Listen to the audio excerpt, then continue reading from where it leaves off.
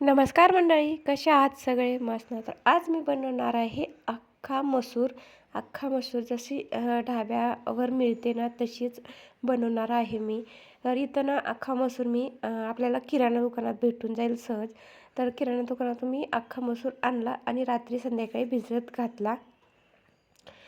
तर स्वच्छ धुतलं, त्यावरचं पाणी काढलं आणि नंतर मग पाणी टाकून मी रात्र हा मसूरनं भिजला. आणि हे बघा आता त्याचा कलर वेगळा झाला.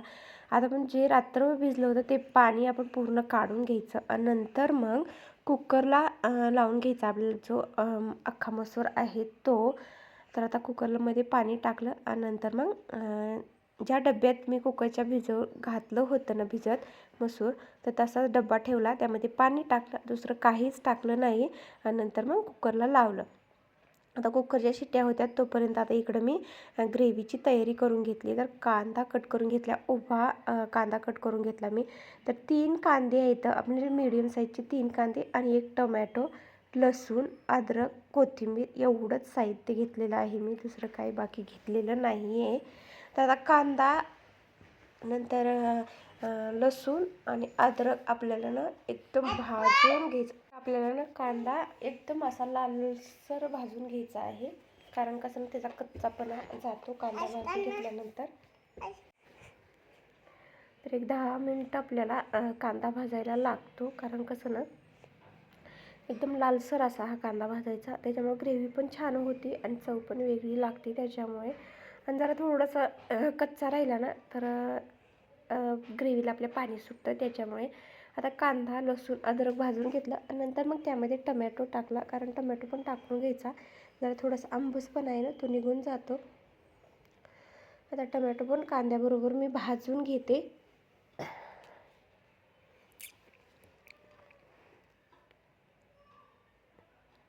तर आता मस्तपैकी असा टमॅटो कांदा सगळं एकत्रित भाजून घेऊन आता मिक्सरला आपल्याला त्याची पेस्ट करून घ्यायची आहे.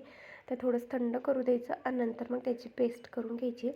तर जे काही भाजलं होतं मिश्रण मी, तर ते मिक्सरच्या भांड्यामध्ये टाकून घेतलं. नंतर कोथिंबीर घालून आपल्याला मस्त अशी ग्रेव्ही करून घ्यायची. तर एकच शिट्टी करून घेतली आहे मी, तर मस्त अशी आपली ही मसूर शिजली आहे. जास्त शिट्ट्या करायच्या नाहीत, कारण कसं ना जास्त शिट्ट्या जर केल्यानं तर मसूर जो आहे ना तो अख्खा मसूर एकदम गाळ होऊन जाईल. त्याच्यामुळे एकच शिट्टी करून घेतली मी. तर एका शिट्टीलाच खूप छान अशी ही मसूर शिजला आपला, एकदम मऊसूत शिजलेला आहे.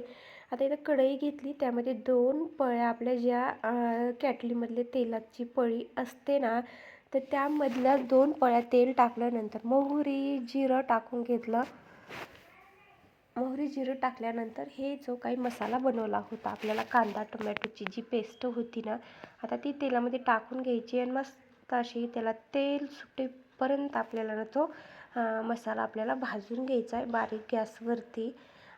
कारण कसं ना त्याचा कच्चापणा जाईल, त्याच्यामुळं एकदम बारीक गॅसवरती आपल्याला मसाला एकदम एकसारखा ढवळत राहायचा, म्हणजे हलवत राहायचा, खालीवरी करून घ्यायचा परतून. तर हे बघा त्याचा कलर चेंज झाला आहे, एकदम असा लालसर कलर आलेला आहे त्याला. मस्त आपला मसाला भाजला आहे.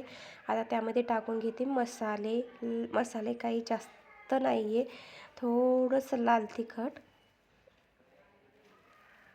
थोडीशी हळद. आणि हा जो मसाला आहे ना, तर तो मसाला आहे किचन किंग मसाला आहे. तर ओकाच्या शिट्टीचा ना व्हिडिओ क्लिप ॲड झाली इथे. तर आता मसाला पूर्ण मी एकत्रित करून घेतला आणि नंतर मग आता हे बघा एकत्रित करून घेतल्यानंतर थोडीशी हळद मला कमी वाटत होती आणि तिखटही, मग नंतर मी अजून थोडीशी हळद आणि तिखट टाकलं आणि पुन्हा अजून एकत्र करून घेतलं. एकत्रित करून घेतल्यानंतर जो अख्खा मसूर होता, जो आपण कुकरला लावून घेतला होता, तर ते आता आपण ह्यामध्ये टाकून घेऊया कढईमध्ये. हे बघा, आणि त्यामध्येच पाणी होतं, मी एक्स्ट्रा पाणी वगैरे काहीच टाकलं नाही. जे मसूर शिजवायला पाणी टाकलं होतं ना, तर तेवढंच पाणी मी त्याच्यामध्ये टाकलं. आता वरून टाकूया आपण थोडीशी कोथिंबीर. कोथिंबीर टाकली की एक 5-10 मिनटं आपल्याला प्लेट झाकून तसंच अजून शिजू द्यायचं. आणि असा झाला आपला अख्खा मसूर मस्त अशी ग्रेव्ही, दाटसर ग्रेव्ही झालेली आहे. तर कशी वाटली रेसिपी नक्कीच ट्राय करून बघा.